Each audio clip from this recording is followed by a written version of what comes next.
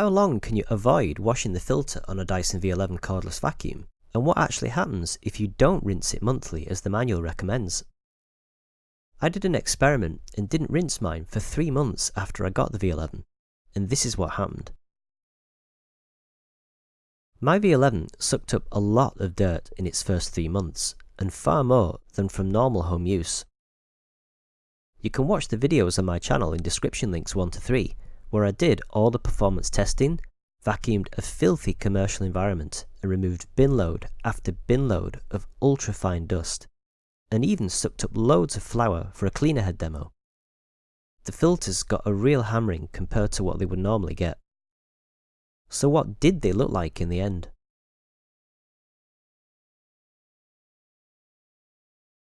Amazingly, compared to the huge amount of fine dirt I'd picked up, there was hardly anything on there. But you can see regions of the filter that had become quite packed with some of that fine dust.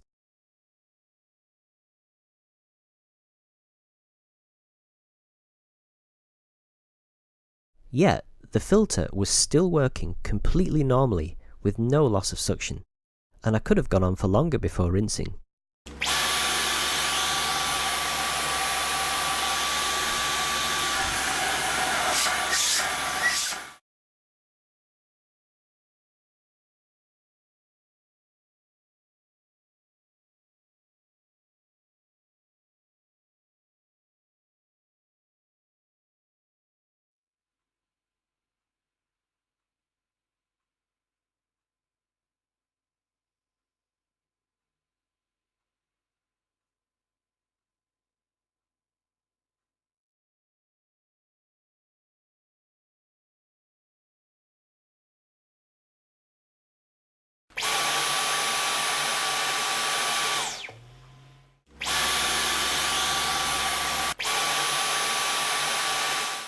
So what does this tell us?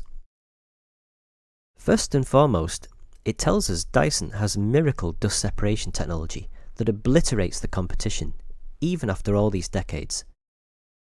Everyone else mainly relies on the filters or bags to do the main work of separating dust from the air, so they clog much faster, meaning way more hassle for the user or environmental waste.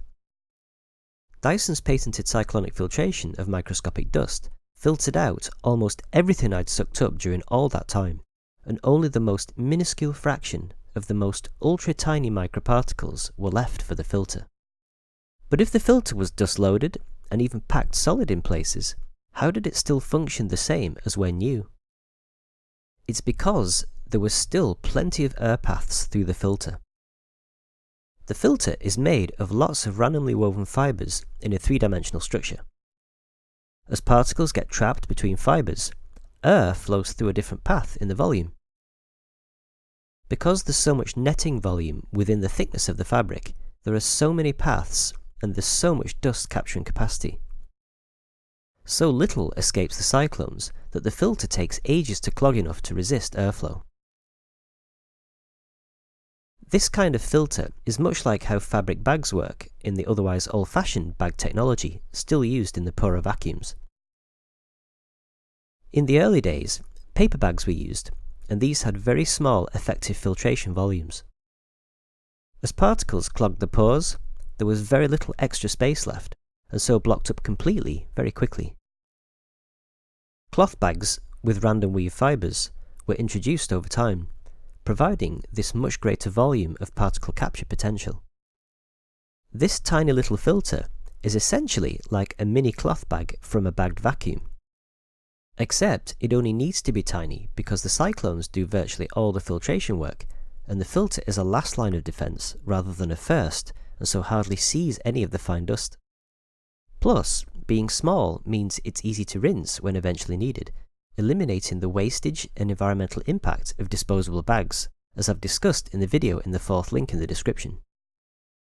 That it also combines the lifetime washable HEPA filter as well is nothing short of exceptional design that's both convenient and very environmentally friendly, that blows away the silly old bagged approach of the past. It's in fact deeply ironic that the Dyson brand haters, who love bags, wrongly criticise and nitpick these filters, despite the fact that they're essentially performing the same primary function of their favoured bag machines, albeit just in a hugely smarter and more environmentally friendly, efficient way. Secondly, this test also shows that a bit of visible dust or discoloration on the filter doesn't cause any performance issues, doesn't mean the cyclones aren't working, or the design is bad, or any other common silly myths. The filter is supposed to get a little dusty, and a bit of dust doesn't stop it from working. Some Dyson brand haters out there wrongly spread all these myths if they see one speck of dust on the filter, showing they really don't understand how these machines, or filters themselves, actually work.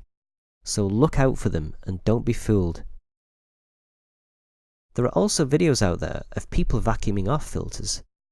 I've already discussed in the video in the 5th description link that this only removes surface dust and at best can only temporarily improve things. It doesn't remove the particles trapped deeper in the volume because it was suction and airflow that trapped them there in the first place. That's how a filter works, and if you could just suck particles out, then it wouldn't be a very good filter. So if you do this, the filter will just clog faster next time. Water is a dense fluid which displaces and flushes particles out, and you can learn more in that earlier video, including how HEPA filters work at a microscopic level. The other issue that vacuuming a filter doesn't cure is trapped odours. My filter did mildly smell like earthy dirt after all that usage. Only water will remove the organic particles which cause those odours. In fact, this is likely the main reason why Dyson recommend rinsing monthly. It's unlikely to be due to the risk of performance loss, assuming you haven't abused the machine and gone over the max fill line, but it's to help manage odours. As I've shown in description links 6 to 7, the best way to stop odours is to empty the bin after every use, rinse the filter, and stop sucking up smelly material. If you can't avoid smelly material, then regularly clean your carpet with Zorb and Dissolve, as I've shown in description links 8 to 11. So the upshot from this test is that it's probably alright to go longer without rinsing your filters. If you get odours, then rinse them, but a bit of visual dust on there isn't going to cause any issues. You can tell if your filter is getting blocked because you'll hear the motor strain and go high-pitched, as I've shown in the video explaining why never to go above the max fill line or do anything else to bypass the cyclonic filtration system, shown in description link 12.